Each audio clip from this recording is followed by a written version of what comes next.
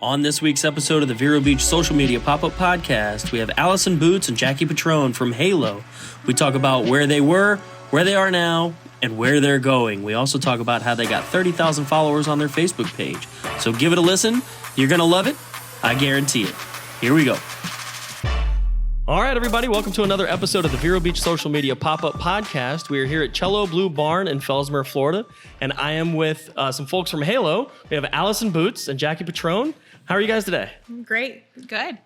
Good. So we shot a podcast at Halo about a month ago, I guess, and it was one of the coolest places I've ever been. It was a million animals, cats galore all over the place, people coming in and out. And I was like, I got to find out more about this place, more about this nonprofit, more about these people. So I want you guys to talk to me a little bit about Halo.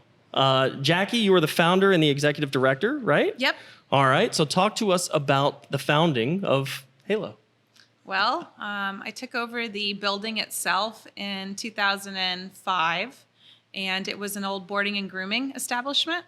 And I was just going to fix it up and run it as that. And I got a call that there was a litter of kittens that their mom had been hit by a car, and if I would take them. And I said sure. So I was bottle raising kittens throughout the night and looking for a shelter to bring them to. And our county at that time had a 52% euthanasia rate. So I didn't feel comfortable, obviously, taking them anywhere. And that was the kickstart of Halo. I thought this shouldn't be a boarding and grooming place. This should be a no-kill animal shelter for our community.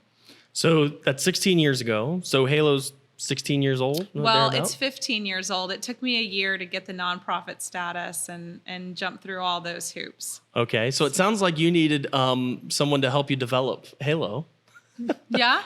Allison, Director of Development. Well, I came on much later after she'd already laid the foundation for Halo. But she proposed to me in 2019 to be her first Director of Development, and I said yes. It was like 2 bottles of wine, though. Oh, gotcha. Later. Mm-hmm. Understood. But she did. She presented me with a ring and everything. Oh. So you guys are till death do you part? We are. All right. Okay. Like a married couple. Or murder-suicide. I don't know which will come first. We didn't say how the death would happen. We just said. So you started this in 05, 06. You came along in 2019. Mm-hmm. Let's talk about that span in between. You had this building, you had this boarding and grooming business that you transferred into a no-kill shelter. How did that work? So you have this building, you have a litter of kittens. Now what? It was living hell. If I had known everything that would happen, I don't think that I would have had the courage to do it. But we had no money. The building was already in condemnable condition. So I begged, and I panhandled at Walmart on weekends, and I would make $800 every weekend, and that would somewhat pay the electric bill. And I had one staff member other than me. And then as we grew staff members, I would lose them faster than I could get them because it was just really hard work that you did from the heart, not because there was any money in it. And I started going to all the events with my pop-up tent and telling people what we were doing and why we were there, why we were doing it. At that time, when I started, my intention was to take that 50% of animals being euthanized at our Humane Society and bring them to the shelter and save them. It was just supposed to be for our county, but the shelter at the time would not allow rescue pools. They didn't work with other organizations. So I reached out to places around us and formed a really good contact in Okeechobee. And so every week, sometimes multiple times a week, I would drive to Okeechobee and take animals from there that were being slated for euthanasia and bring them back to the shelter and get them vetted, and a lot of times bring them back to my house. And I would have multiple animals at my personal house many times and put them up for adoption. And just I leaned on a lot of research. I leaned on a lot of people who had done it before for advice. Our volunteer group grew, and our community presence grew. And we started getting more support and more donations coming in from people that understood that I wasn't going to give up. It's hard to donate to something that could just be a fly-by-night operation. Sure. And we just kind of one step in front of the other and grew into what we are today. What did you have a background in nonprofits? Did you No. know how to run a 501c3? No. Did you know anything about this? Interesting fact, I was slated to go to vet school. I had over a 4.0 GPA. I put in my application to Gainesville and I got rejected because I didn't have any volunteer hours. That's my nonprofit world experience. How poetic is that you didn't have any volunteer hours and here you are 15 years later Nope. running what I would call a very, very big nonprofit. Thank you. I grew up in a very working world. I worked since I was a very young girl. I was one of those, my mom owns a title insurance company, and I was one of those 12-year-olds begging to answer the phone lines. And she said, no, you need to wait until your voice doesn't sound like you're 12. And we had a lot of animals at home all the time that needed our care. We were kind of our own rescue, as a child. And so I wasn't sports, I wasn't volunteer world, I was just strictly school, homework child. No volunteering. No volunteering. No volunteering. All right. So, so blood, sweat, and tears. You get this building going. You're bringing in all these animals from Okeechobee. What got you to the point to where you hired Allison?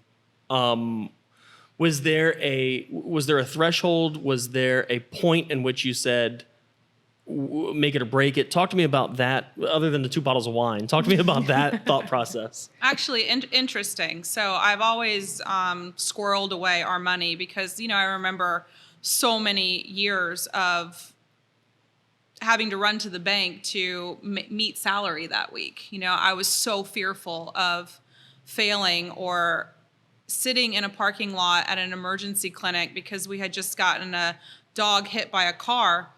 And I had to sign the paperwork of what kind of care, we were able to do. And I would sign, do everything that we can to save the animal. And I didn't have $5 to pay the bill. And so I would sit in the parking lot and crying, do a GoFundMe account, begging for people to raise the money so that then I could pay for that animal's, life being saved. And so I've had a hard time switching our money away from the animals and to services like advertising or bringing in a director of development. And now we've brought in a director of operations because, they came with higher price tags than minimum wage. But Kate, the director at Humane Society, was one of the things that triggered me to make that switch. We had gotten to where our finances were getting better and we were being audited in different ways from our accounting. And so I had to do like a spreadsheet that percentaged how our money was being spent. And it was very off the charts of how a nonprofit should be run. It was all going towards animal welfare and vet services, and very little was going towards management team, staffing. And she said, she has come from a nonprofit world Sure. and done other shelters before. To create balance for your business, you have to level that out because you'll topple. I was building it brick by brick, and trying not to put the cart before the horse, but Right. I didn't want to get so far ahead of life with the shelter that I didn't have the right backing to keep us going. There's a quote, and I don't know who said it or where I even heard it, but to run a successful business or a nonprofit, you've got to work on the business, not in the business. And it sounded like Exactly. Sounds like you were working in the business or in the nonprofit and not really working on it and growth. And I think that you probably are limited on how you can scale if it's just you. Right. So I think that's brilliant that you went in, you actually got some staff, and I think it's going to help you grow. So Allison, you came on in 2019, so that's little over 2 years, I guess, or around 2 years.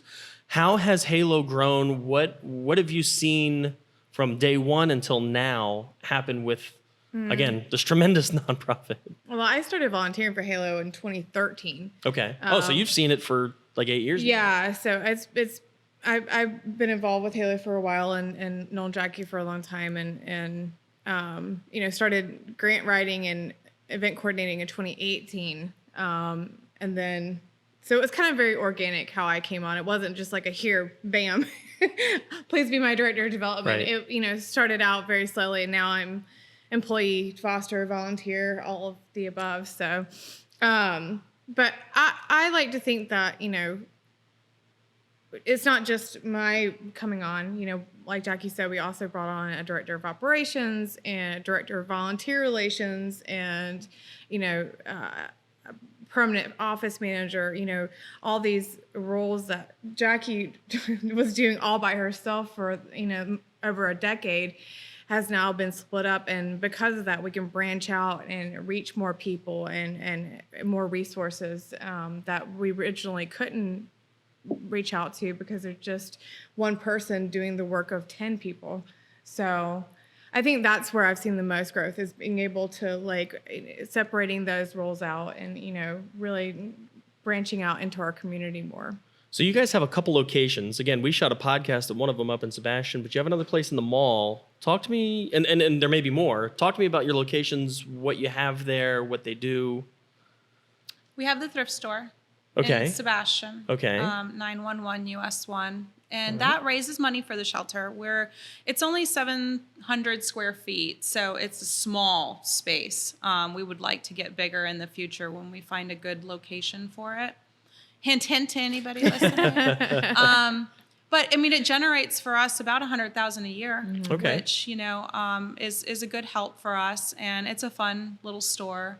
It's run by great group of volunteers and staff members.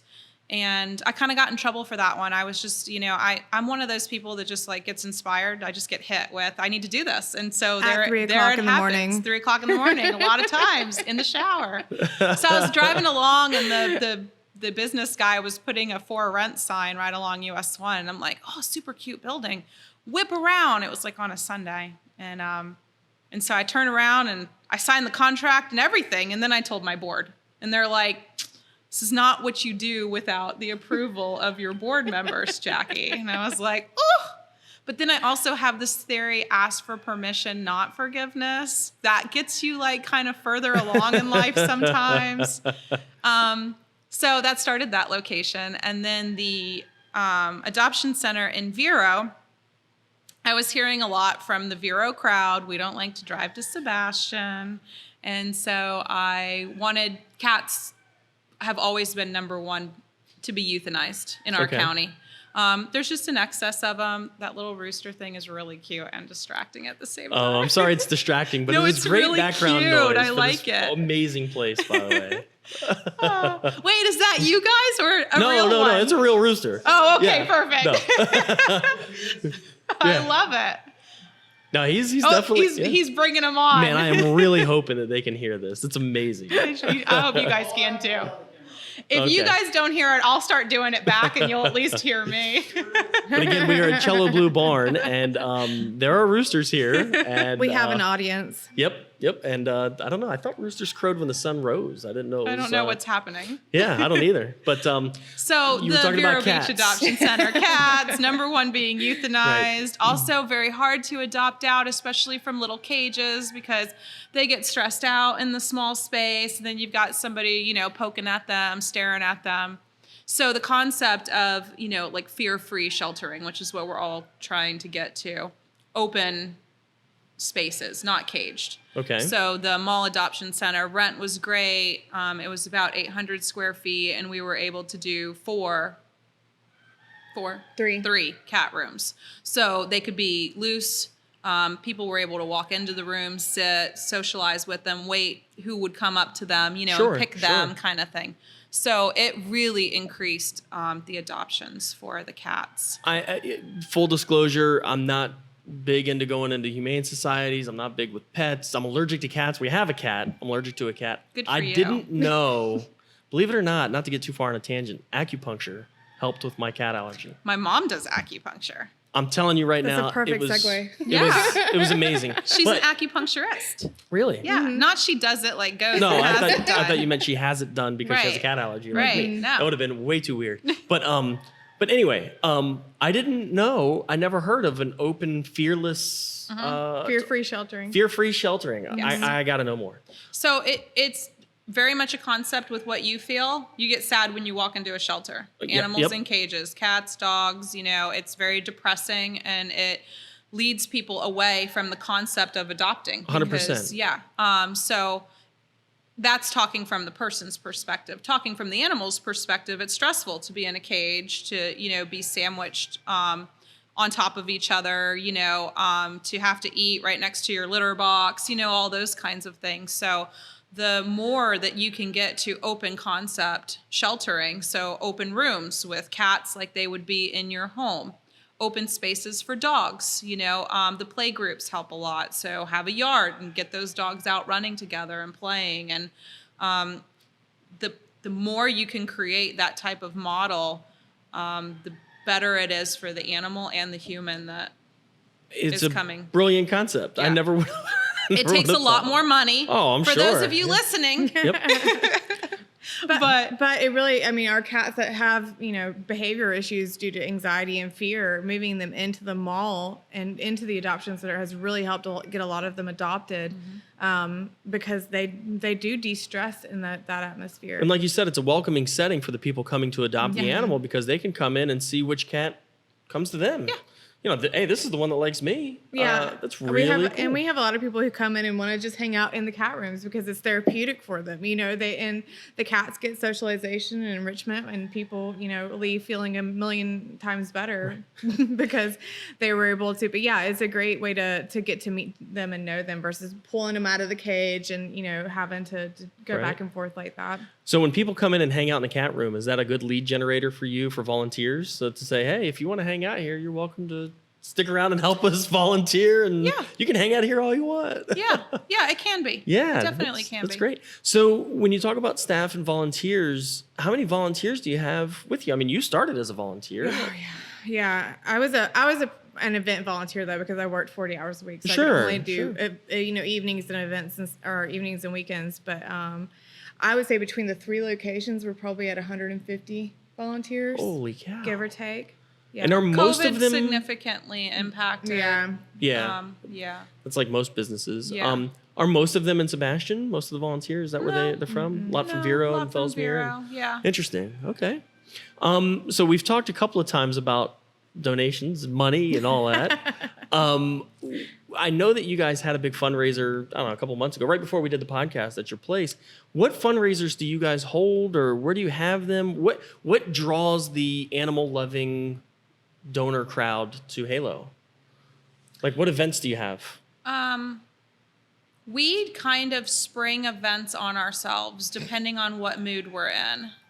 Okay, I love this. so I absolutely love this. The only thing, you got to roll with the flow every year. Like, I just sign leases for thrift shops. For real, but honestly, energy is always moving and it's different every year. Energy. She just likes to give me a heart attack. Yeah, I like 3 to keep her on a.m., her 2 bottles of wine in. Hey, we're doing a fundraiser. She's never gonna get bored.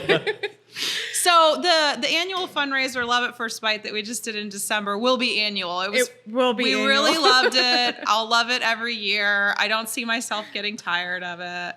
Come talk to me in 2 or 3 years. Okay, right. I might change it up a bit, but Chase Your Tail, that's the 5K run walk that we do. We used to do it in January. We were super exhausted by the end of the year to then have that big of an event again. Right. So it got pushed to April, and it was super successful last year. I love the month of April for it.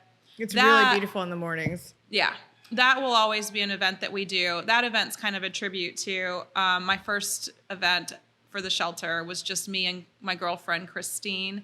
We would do a dog walk. And so people would raise money to come walk their dog, and we would walk from the park in Sebastian to the shelter and have like hot dogs and hamburgers. And it was just a cutesy little thing that we did every December. And she died of breast cancer. So that was very traumatic. She was my first employee that did not run away from me. She stuck with me, and she was just a phenomenal lady. And so that's kind of a tribute to her. Sure. We've turned it into a much larger event than what it used to be, but she loved that dog walk. And other than that, like we came into this space and I'm like, I love it. We got to do something here.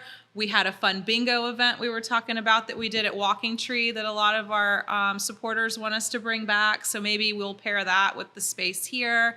We want to really do a Chinese New Year themed one next year. She promised me next year we can do a Chinese New Year. We can get like a dragon that, moves around through. I mean, come on, let's have fun with this. You should be in our development meetings. They're very interesting.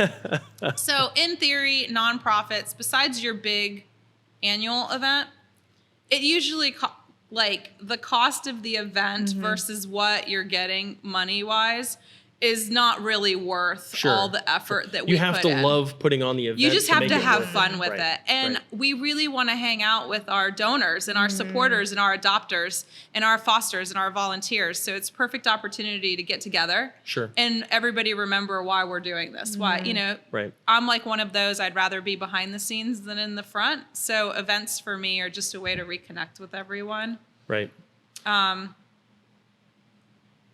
So that's our event world. Yeah. It's whatever's fun and whatever I can push her towards. So when I talk to nonprofits, I usually bring up events and then they go over events and then I say, okay, well, how else do you raise money? What really is your primary revenue generator? We beg. Dial for dollars. Yeah. I call every foundation I can find to beg. Allison has really generated a lot of donations from calling foundations and telling them our needs. Sure. She won us the first Impact 100 grant for animal welfare while she was a volunteer That's for why Halo. I got a proposal. Yeah. No, but $100,000. Yeah. Incredible. We're supposed to be ignoring you. You're talking to us. Andy. Yeah, but like at night after work, she was writing that grant and got us, the 100,000, which was just incredible. So in that world, she's really good at keeping the pulse and keeping touch.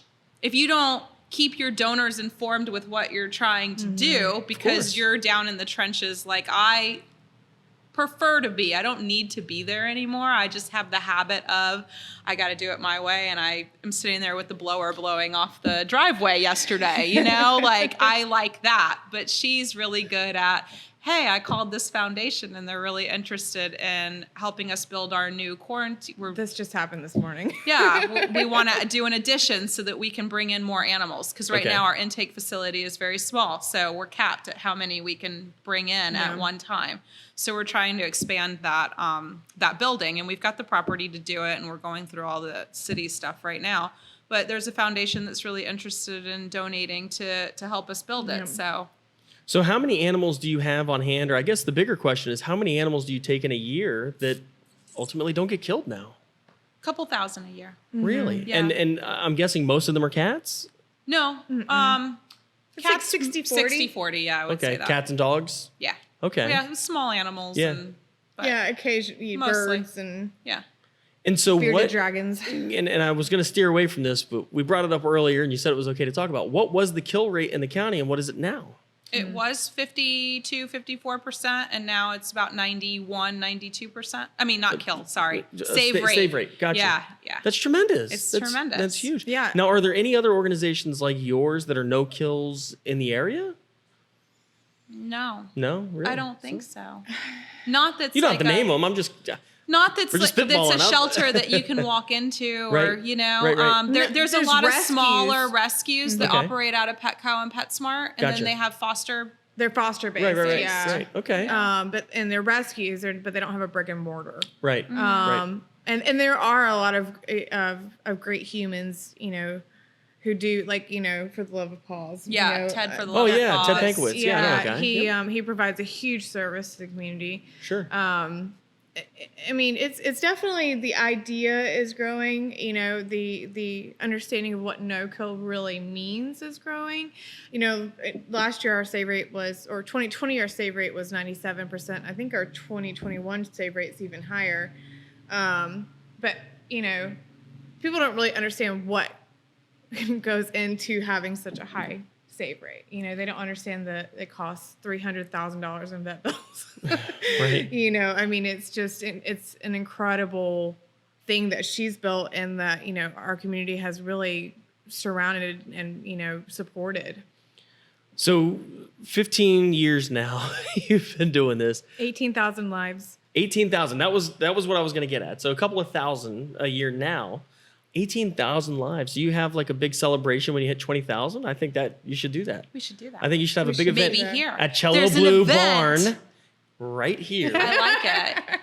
20,000. You'll be on our panel to set it up. Yeah. We'll show you're up. going to be on my We'll write a event check. Oh, okay. I'll write a check. Okay, I'll take a check. Yeah, all right. All right, you got me with that. I used you to weren't work- you weren't getting out of it. I used other to work than with a that. doctor, You're going to and give me some help, and you took money instead. this guy came in and he says, "Hey, I have this event." Da, da, da, and the doctor says, "Do you need a body or need a check?" Like, I'm willing to give you a check. I'm not willing to give you a body. So, we'll help out when you have. But the event's got to be here. Okay. Okay. All right. Deal. 20,000. 20,000 lives here. So here. it'll probably be about the end of. Yeah, like next year, at the Next end of year. this year. Oh, good. This Right year. after Love at First Right Bite. after Love at First Bite. We'll just. She's trying to kill me. This is great. So, so let's see. We've talked about when you started, where your locations are, volunteers, staff. I want to go back something. Sorry, it made me think about it. You're thinking 4 rooms because we're doing an expansion to our Vero Beach Adoption Center. We're in the middle In the of mall. expanding into the suite next door.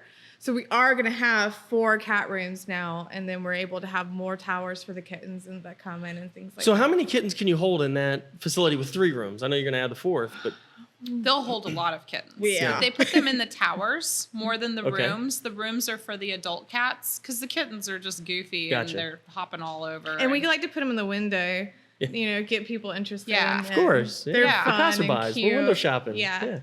The kids drag their moms in reluctantly, You know, Beautiful. the Vero Beach Adoption Center, I mean, they'll do 300 kittens in a month Really? through there. That is wild. That's Yeah. 10 a day. Yeah. That's nuts. Yeah. Yeah, they actually just reached over 1,800 adoptions, just adoptions. Yeah. Not even lives saved. Like, that's nuts. Yeah. So one other thing I wanted to touch on, and then we can talk about whatever you guys want, is your social media platforms. On Facebook, you have like 30,000 followers. How did you get there? Was that just that blood, sweat, and tears of just 15 years of luck? No. Rebecca Grohall, she sits on our board, and she used to work for the city of Sebastian. She's at MBV now.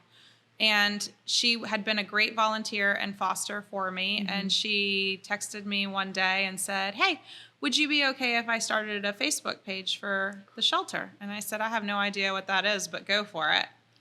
That was the start of the Facebook And page. actually, It's a huge following. And that's a Jackie response. I have no idea what that is, but sure. I don't even know what a podcast is. Right. People kept telling me what I was doing today, and I said, "I don't know, but I know I'm not bringing a pet. So how good is this?" You would have brought a pet. You would love to have an I animal asked her, I'm here. like, "Do I bring an animal?" I told you could. You said no, but you can. I don't know what that is, but I go don't for know it. what it is, She's but got hey. 2 foster puppies that are ridiculous. I I would have know. been so distracted the entire time. Yeah, really cute puppies. Well, the rooster He said going. he's gonna need one soon. Okay, I'll send you some really cute pictures so that you can't say no. But looking back now, Instagram, we're getting there. I haven't been able to get there. I don't know what's wrong with me with technology. I don't have it in me at all. No, I can't do Instagram either. So, but we have one of our managers at the shelter. She's been doing our Instagram account and giving us more traction. And we started a TikTok, and we're trying to get there. But Facebook really took off when I was younger and more naive. I put everything on our Facebook page, and I think it. You know, you're not there. Like, we should have our own TV show at the shelter. It's insanity. Yesterday, some lady drove into our building. True story. For real. Like, drove into the building. I think you told me this. Yeah. The donation box, right? Yeah, well, she hit the curb, the donation box, Popped over, and thank God we're like solid bricks from the 40s. And besides the feeling an earthquake, nothing happened to the building. But that shelter is like constant ridiculousness all the time.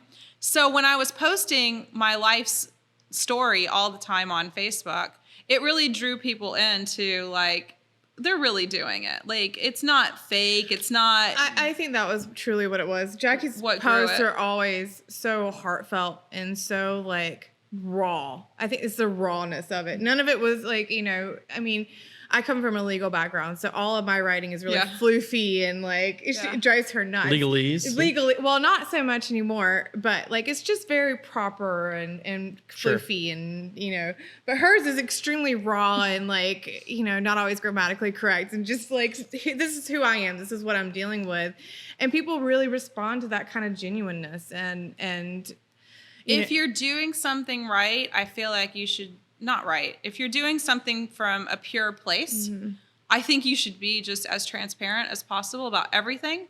And that's not to say that you're going to be doing it right or have all the answers, but then let somebody come back at you and say, hey, we should be doing it this way. Or, Right. So I've always led that way. As Halo has grown, I have laid off of a lot of that personal Facebook stuff. It really hurt my feelings sometimes. It can get super ignited. We had a huge battle with Humane Society back in the day, not now, when we weren't working together.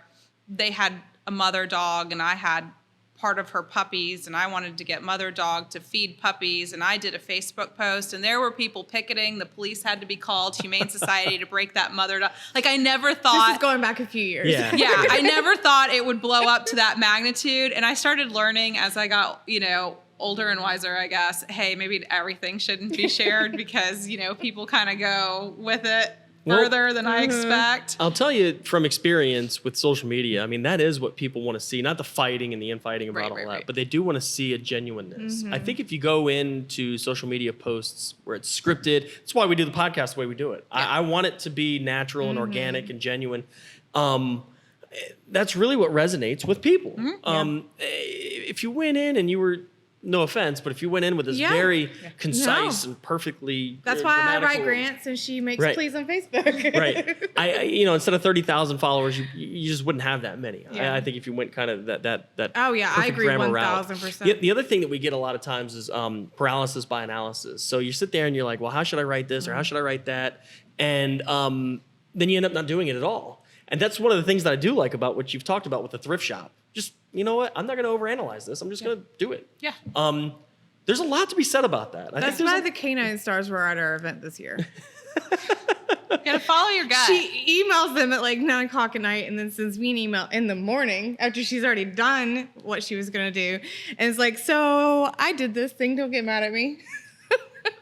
But that's why she is who she is. It's because she just pulls the trigger. If it feels right in her gut, she just pulls the trigger. I really am a gut follower. Yeah. It's great. Yeah. I don't see anything wrong with that. Yeah. But especially on social media. Paralysis by analysis person. Yes. She's I'll get the generic Christmas card and sign my name. Yeah. I'm For sure. I'm going to word vomit all over your Yeah. Christmas But card I and was get a like, cramp. We have to do 300 of these. It doesn't matter. Well, and what I would say is if you were making TV commercials or something like that, you need to be taking Yeah. care of that. When you're doing social media posts, you need to be taking care of that. And what I guess the point of me getting to all this is don't stop whatever you're doing. Don't slow down. I know, and maybe you don't have to make it personal. You don't have to talk about your family life or anything, but this nonprofit is personal to you. You can talk about that nonprofit and the feelings that it generates and all that. I'm telling you, people will love that. So keep that up. But yeah, that was the last point I wanted to make. I don't know if one thing I want to ask: how does somebody donate? You can come into the shelter. You can send money.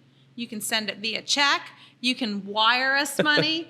We All right, even where had do they- stock let's donations start with that. this Where do they year. mail a We check? had Bitcoin donations too. No, get out of here. Yes.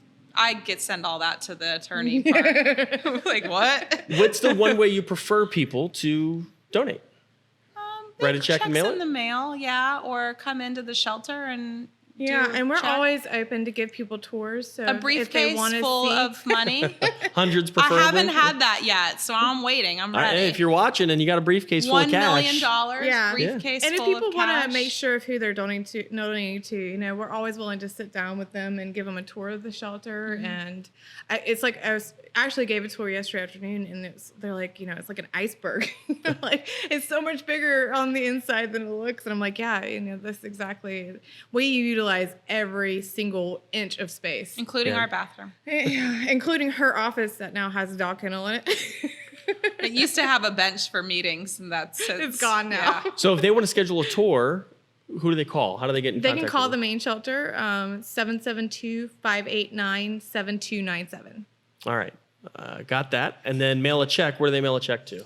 710 Jackson Street, and that's in Sebastian, 32958. All right. I just want to make sure people know how to give you money. Yeah, well, So- we Well, appreciate go to that. the website too. We're really interactive on the website, and go to Okay. our Facebook page. What's your website? HaloRescueFL.org. HaloRescueFL.org. All right. And then Yeah. Facebook page, I've looked it up, but just look up Halo. And Yeah. It'll be there. Just don't get the Arizona one. Right. Yeah. Oh, yeah, that'll be bad. Yeah, there's Yeah. been some confusion before. Yeah. People will start fundraisers for us, and I'm like, it's not. I mean, they're probably great, but it's not the So it's- Halo you think it is. It's the profile picture that says Halo in purple, and that leads me to there was one other thing I wanted to bring up. I never bring my notepad. Halo looks like it's an acronym. Yeah, HALO. helping animals live and overcome. I love it. Thank you. I like that a lot. And we're sitting under a halo. I don't We think are. the cameras can are. see Yeah, it, I don't know but- if you guys can see it. Anything else you guys want to talk about? Bring up? Should have brought wine. We We would have want- definitely carried this conversation on longer. Well, the limoncello. Where does Oh she yeah, go? I don't know where that lady went. Let's go. This year we're really trying to get the Enrichment Center built. So yeah, I don't- we are going to be launching our capital campaign hopefully in the summer. So early speaking fall. of fear-free sheltering, Yep. this is an additional 5,000 square foot building right next door to the shelter. Yep. Okay. That its whole design is fear-free sheltering. Yeah. Big open rooms. Big Cats open can run rooms, around. cats, dogs. We get a lot of like paralyzed cats, and right now they're at my house. I would like to eventually have a space for them. That's a true story, guys. Yeah, to live out their lives happily. Animals are. I just don't feel like they should be disposable because they're an inconvenience because they can't pee in a litter box or they know their lives no differently. They've got a great quality of life, and so we're trying to just create. But at the same time, we don't want to just keep them and shelter them in a cage. Like we're trying to create spaces where they can really They have thrive and live good great quality of life. great Yeah. quality of life. And we want to hold training classes and seminars and CPR classes. And I think that there's so much more than we can offer our community Kitten to help. yoga. Kitten yoga. To help keep animals out of shelters and help people and pets have a better relationship with each other. I'm going personally right now through a learning lesson with a very reactive, aggressive dog. And I've been doing this for 15 years, and we've had, dogs come through the shelter that have been like him before, but I've never personally taken one home and dealt with it one-on-one. And we're learning a lot together. I'm growing, he's growing, our family's growing, and I needed the help of a lot of people to get me there. So I feel like we can be that facility for people to reach out to versus by the time they get to us, they're in give up mode. Sure. The dog has bit, one of the members of the family for the 4th time, and it's just the last straw. So, let's get it at the beginning when we can help train and teach and, be a unit for these animals. Yeah, be proactive as opposed to Yeah. reactive. Yeah. For sure. Yeah, So- I think it's such a multi-purpose facility. It's hard to say. I mean, reducing shelter intake because that's a huge problem in our county is shelter intakes. Surrenders are high, and so being able to be that mediator for a family who loves their pet but just doesn't know what else to do for it.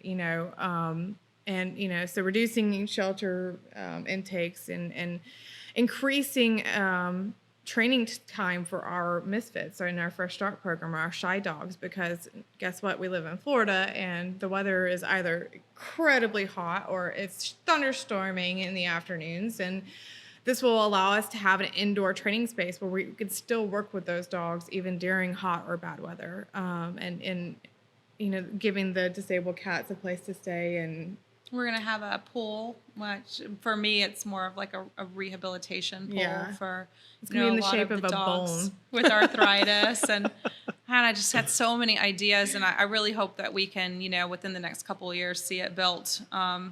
What I'm most excited about is this event storage area that I can just back my car into. That's her big It's like a little excitement. loading dock. It's just going to be so nice to be able to like have a dedicated space for event storage. So that capital campaign begins 2022. 2022. And is there a plan for when this will be completed? You said a couple of years. I think it's going to be a couple Okay. years. Yeah. I mean, Great. it's taken just over a year to get in front of the city for the approval of the plans. Gotcha. That's supposed to happen the end of this month, but it's been pushed back a couple of times for different issues. Everything I feel like is on snail speed with COVID Yeah. and Yeah. building and materials. And so I don't want to like jump into it Sure. struggling the whole time. Yeah. So we're Yeah, I kind get of it. waiting. But for that we to also level want to out. make sure we have the money raised before we start any of the, because it is going to be a multi-phase Sure. project, because we do have to do some, development of the land, because it's going to be right next to our main shelter in Sebastian. So remember, folks, 710 Jackson Street. Yes. That's Yep. where the checks need to be Yep. be mailed to. We have a right? lot of naming opportunities for that building. So Oh, yeah. Yeah. Yeah. You want your name on the building? that's right. Right. Briefcase of hundreds. That's right. Right. Yeah. We just need that briefcase. That's great. All right. 5,000 square foot building in a couple years. Capital campaign begins now. Somebody's going to show up with a briefcase with $1 1.5 million is what I need, please. 1.5 mil. All right. That's it. That's all. Not asking for a lot. You Not said, being greedy. you said you'd give a check instead of I'm going to give a helping. check. It's not going to be for 1.5 million, but I'm going to give a check when you hit 20,000 and you have Okay. the event here. Okay. Promise. Deal. Done. All right. Is that it? I think We have so. anything else? so. I don't think so. Okay. Well. Besides showing him my puppy pictures. Oh yeah, Andy's. Oh yeah, hey Andy, why don't you bring those over? Yeah, I didn't see it. We got a couple. We did this a while back when we first started the podcast, and I forgot. But we got a couple cups for you guys.